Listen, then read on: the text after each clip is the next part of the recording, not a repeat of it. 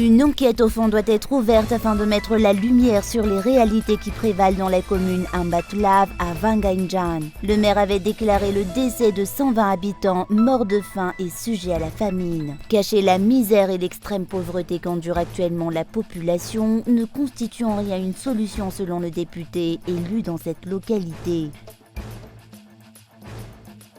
Le parti Malagas Mialamieng réclame que sa plainte, déposée au niveau du tribunal administratif de Fianarantsoa suite à l'interdiction de rassemblement émise par le chef de district de Fanjin le 21 avril dernier, soit présentée au niveau de la Haute Cour constitutionnelle. La note délivrée par le chef de district interdisant ce rassemblement est anticonstitutionnelle, dénonce ce parti politique. À la une de l'actualité internationale en France, une visite du ministre français de l'Éducation a été fortement perturbée hier à Lyon. Une centaine de manifestants l'attendaient devant le bâtiment de l'Institut de formation des enseignants où il devait participer à une réunion.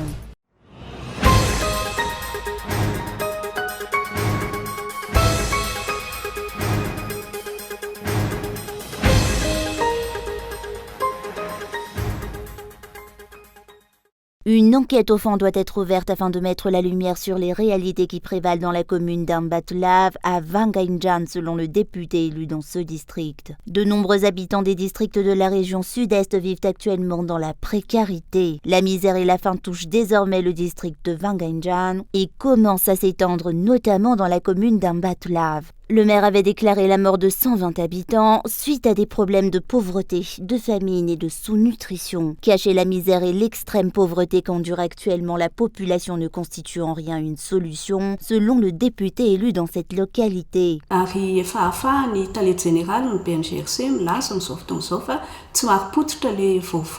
Concernant le fait que le directeur du BNGRC se permette de dire que les informations relayées ne sont ni fiables ni vérifiées, j'estime qu'un maire qui est élu par la population locale est une personne sensée, capable de peser ses mots et ses affirmations. En ce sens, s'il a transmis ces nouvelles concernant la mort de 120 personnes en 2 mois, s'il parle en termes de pauvreté extrême dans cette commune rurale, il a des raisons de l'affirmer. Environ 400 foyers se sont installés dans cette commune et s'il a parlé de 3000 personnes actuellement sous-alimentées dans sa ville, il doit avoir ses raisons. Il ne faut pas tout nier catégoriquement en prétextant des informations non vérifiées pour attirer l'attention de la population telle que l'a déclaré le BNGRC.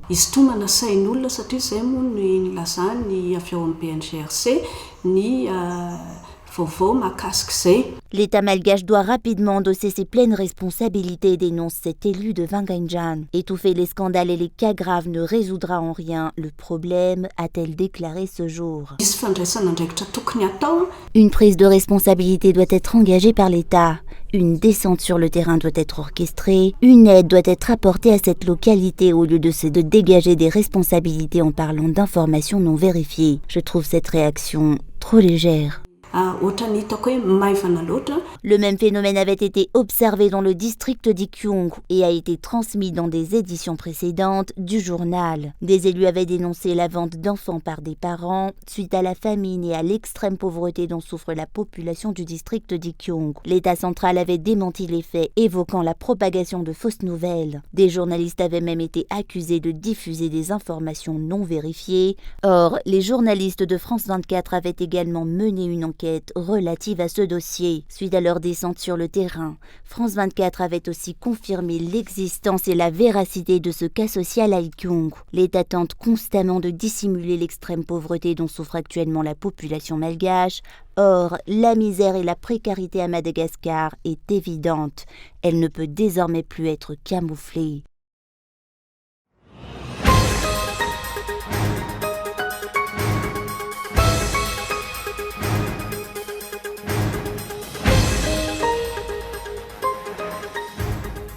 Le parti Malagas Mialamieng réclame actuellement que sa plainte, déposée au niveau du tribunal administratif de Fianarantsoa suite à l'interdiction de rassemblement émise par le chef de district de Fanjin le 21 avril dernier, soit présentée au niveau de la Haute Cour constitutionnelle. La note délivrée par le chef de district interdisant ce rassemblement est anticonstitutionnelle, dénonce ce parti politique. Le parti Malagas Mialamieng se sont actuellement privés de ses droits et de sa liberté d'expression. Or, c'est un droit droit essentiel en tant qu'élu, dénonce le maire de la commune. La rencontre entre la population, le maire de la ville et le parti Malagasy Miaramianga prévue le 21 avril a finalement dû se faire dans une propriété privée. Ce parti politique avait pourtant respecté toutes les démarches administratives imposées par la loi, explique le premier magistrat de la ville, Dimitou.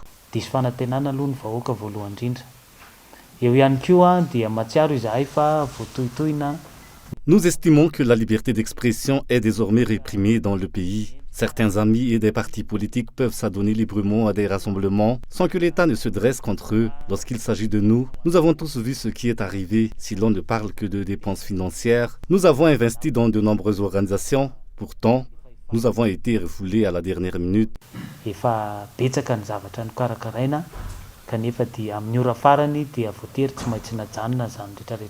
La note du ministère de l'Intérieur et la décision du préfet de Fandjina sont contraires à la loi.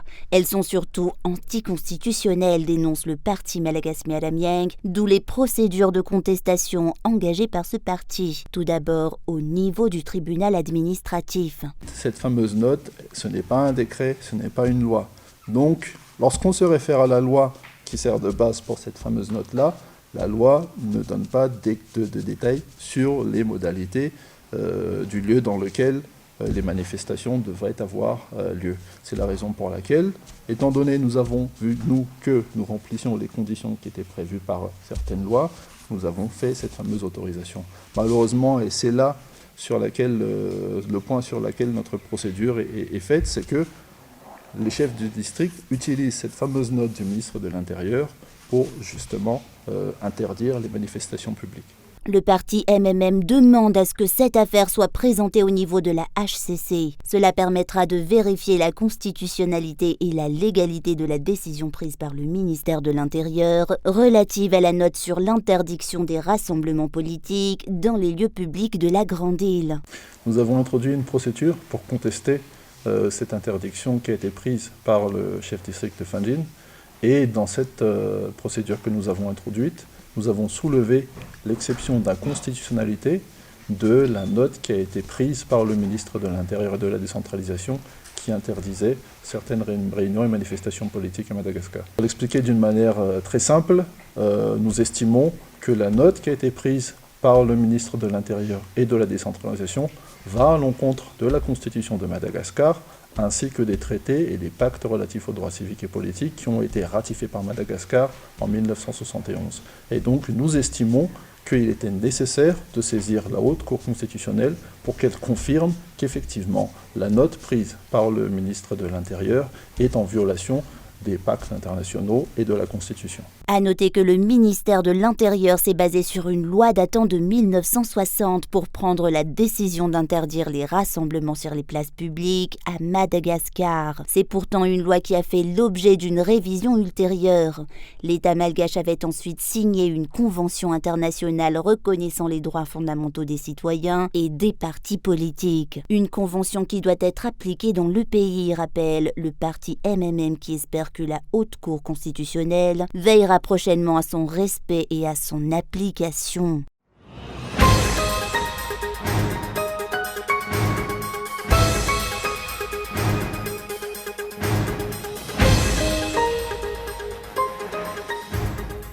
Un couvre-feu est instauré dans les communes en périphérie d'Antananarivo comme Mboumanaboul et Alassour en raison de l'insécurité qui fait rage. Dans la commune d'Mboumanaboul, à 14 km de la capitale, il y a eu 3 attaques en moins de 10 jours.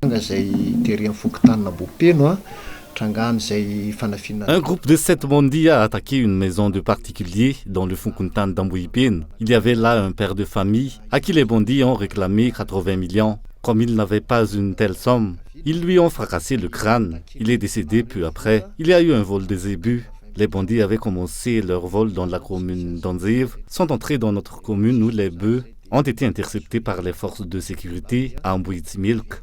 Mais les bandits n'ont pas pu être interpellés. Une semaine après, il y a eu un autre vol de bœufs dans le Fukuntan d'Arami, toujours dans notre commune.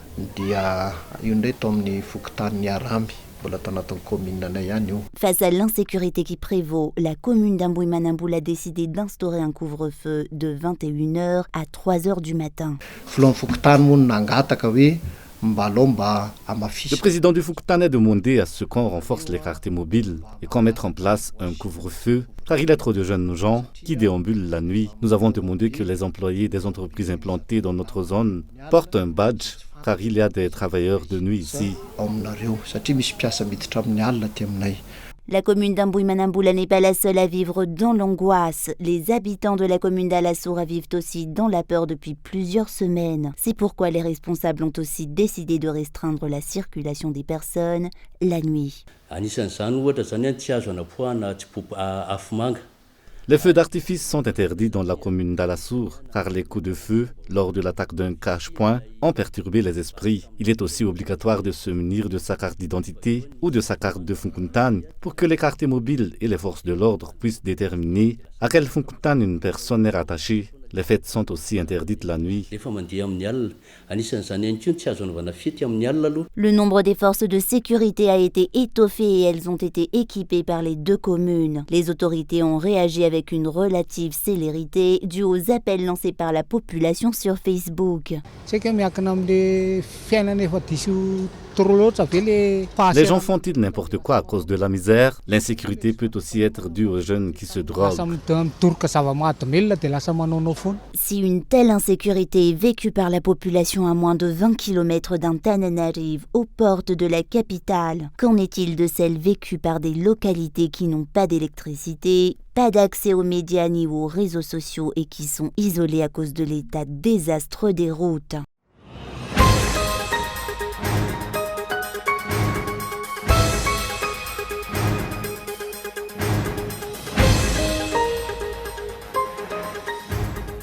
Contrairement aux attentes de la population, Nousbé n'a toujours pas été doté d'un stade municipal aux normes à Amboud-Voignéo. En novembre 2019, lors de la campagne électorale pour les communales, la tribune du stade municipal d'Amboud-Voignéo avait été démolie par le député élu dans cette circonscription, dans l'expectative de la réalisation d'un stade municipal aux normes. Or, après la démolition de la tribune, les travaux de reconstruction n'ont pas été menés. Le stade municipal aux normes a été déplacés. Les responsables du club de football se plaignent de la situation. Le député élu à Nousibé est le premier responsable de la démolition de la tribune. Il a fait la promesse de reconstruire, mais jusqu'à maintenant, il n'y a rien. Le président avait promis de construire un stade aux normes en 3 mois. Jusqu'à maintenant, rien n'a été fait. Nous avons fait des démarches, mais le pouvoir actuel ne s'intéresse pas au sport et personne ne nous a écoutés. Il n'y a aucun dessous politique dans notre requête. C'est pourtant un bien public. Personne ne nous écoute. Si c'était un simple citoyen qui avait démoli cette tribune, on l'aurait déjà mis en prison.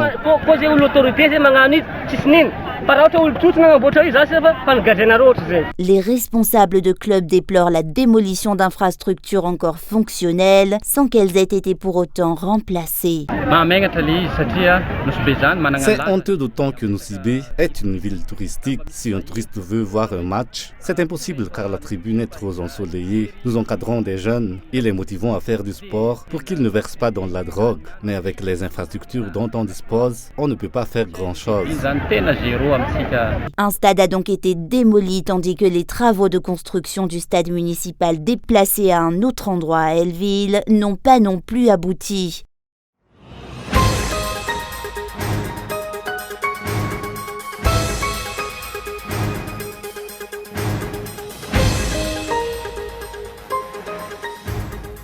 L'absence d'élections communales cette année risque de générer des troubles dans la Grande Île et des calculs politiques pourraient être à l'origine de son report. Telle a été la déclaration du maire de la commune d'Imid ce jour face au silence inquiétant de la CENI et de l'État concernant les élections municipales en cette année électorale. La tenue de cette élection de proximité est capitale, conformément à ce que mentionne le code électoral malgache. Un report aura de nombreux impacts sur les communes et sur la population, dénonce ce maire du district de Fandjin. Les responsables doivent s'y préparer et examiner ce cas de près, explique-t-il.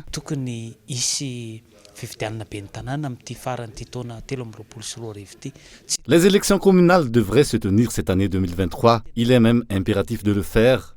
Vu que c'est la procédure légale, ces élections doivent se tenir en 2023. Si cela ne se fait pas, nous savons pertinemment que c'est contraire à la loi. C'est une infraction, vu que le mandat du maire ne doit pas excéder 4 ans. Sans élection cette année, Il y aura donc une prolongation de ce mandat et dans ce cas de figure, s'agira-t-il donc d'une période de transition ou que décidera l'État malgache? Prolongation zay sa inona no paikady mety ho ataon'ny fitondram-panjakana. Le mandat d'un maire est de 4 ans, conformément au code électoral actuellement en vigueur. Les élections doivent donc se tenir une fois ce délai expiré. L'État devra se lancer dans la nomination de PDS, le cas échéant. C'est cette étape qui pourrait être à l'origine de nombreux troubles, explique ce maire de la commune d'Imito. Ny vahoaka dia manana mpitondra zay atao hoe tsy nividiny.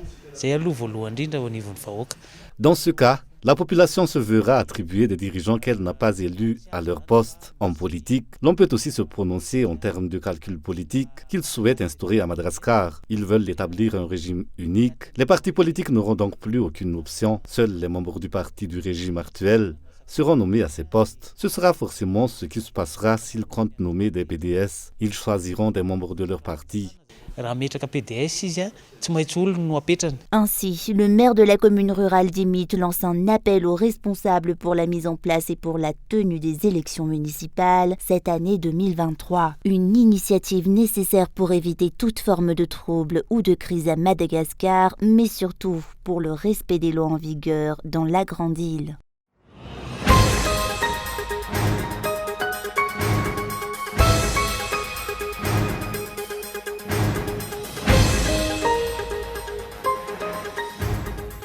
Le comité de redressement va procéder à un audit afin de mettre la lumière sur ce qui entrave la bonne gestion de la ligne ferroviaire FCE Fianarantsoa-Côte-Est. Les consignes émanant de l'État central pour la restauration de cette ligne ferroviaire ont été claires. En dépit de l'arrêt des grèves et des manifestations du personnel de la FCE, le paiement de plusieurs mois d'arriérés de salaire de ses employés et les cotisations des retraités qui n'ont pas été versées depuis plus de 13 ans devraient aussi être considérés. Le démarrage de cette ligne jusqu'à Manapachan est attendu jusqu'en mois de juin selon le député de Fianarantsoa. Durant les fêtes de Pâques, il y a eu le train Pascal qui a transporté les gens qui sont venus nombreux à Sambave. La seconde étape sera de faire en sorte que ce train arrive jusqu'à Manapachan, aussi pour que l'on puisse venir en aide aux habitants d'Ikyungu. Nous savons tous que l'absence de ligne ferroviaire dans cette zone de l'île complique considérablement la vie de la population de cette localité.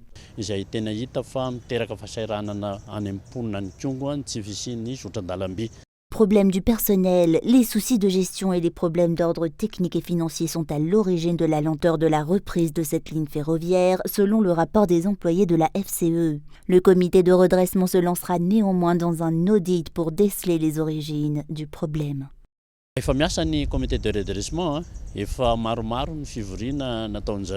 comité de redressement travaille déjà actuellement. De nombreuses réunions se sont tenues, mais il se penche surtout sur le cas des salaires des employés et le fonctionnement qui doit être examiné au préalable. Ils se lanceront bientôt dans un audit pour pouvoir détecter les anomalies et les problèmes que rencontre la ligne FCE.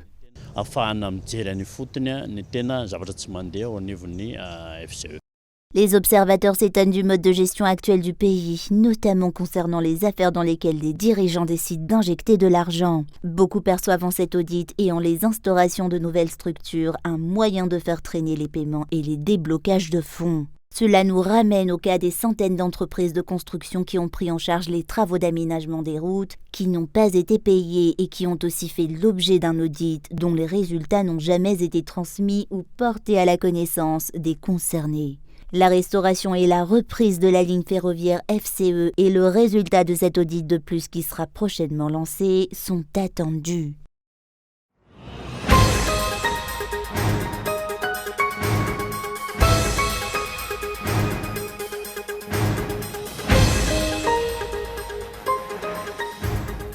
Sifflets et bruit de casseroles en guise d'accueil. Devant l'entrée de l'INSPE, l'école qui forme les enseignants de Lyon, une centaine de manifestants s'est réunis hier, attendant de pied ferme le ministre de l'Éducation nationale. Pape Ndiaye devait initialement s'y rendre, mais face à la bronca, changement de programme, direction le rectorat de la ville, où les manifestants le rejoignent aussitôt. Face aux journalistes, le ministre leur répond. Les concerts de casseroles n'ont pas pour objectif le dialogue, à l'évidence. Moi, lorsque je me déplace, je dialogue avec des agents de l'éducation nationale, y compris des agents qui ont pu être en grève ou manifester il y a quelques semaines. Même ambiance à Poitiers, où le ministre de la Santé est contraint à une entrée sous haute sécurité au CHU, ou encore dans la Sarthe, où le ministre de la Justice se déplaçait. J'espère bien. C'est accueillant là-bas. Oui. La preuve. La preuve. C'est ça la culture. À Paris, enfin, concert de casseroles devant le théâtre où se déroulait la cérémonie des Molières. La ministre de la Culture, présente dans la salle, a tenu à répondre aux manifestants en rappelant le soutien de l'État aux intermittents du spectacle pendant la crise Covid. Des interpellations qui ne ciblent pas seulement les membres du gouvernement. Pour fêter à leur manière les 1 an de la réélection d'Emmanuel Macron, des manifestants ont participé hier soir à un concert de casseroles devant la mairie de la capitale, un rassemblement qui s'est transformé en manifestation sauvage à la tombée de la nuit.